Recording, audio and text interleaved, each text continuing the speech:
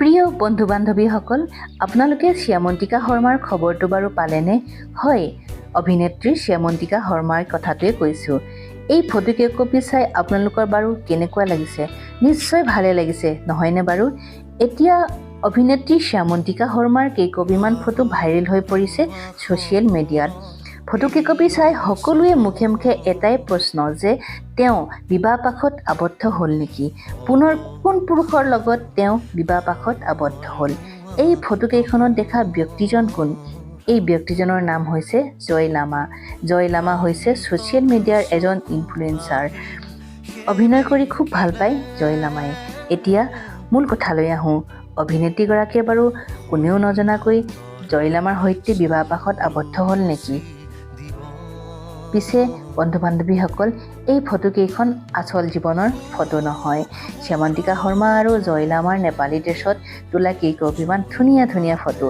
গতিকে আপোনালোকে ভুল নুবুজিব, অভিনেত্ৰীগৰাকী এতিয়াও বিবাহপাশত আবদ্ধ হোৱা নাই।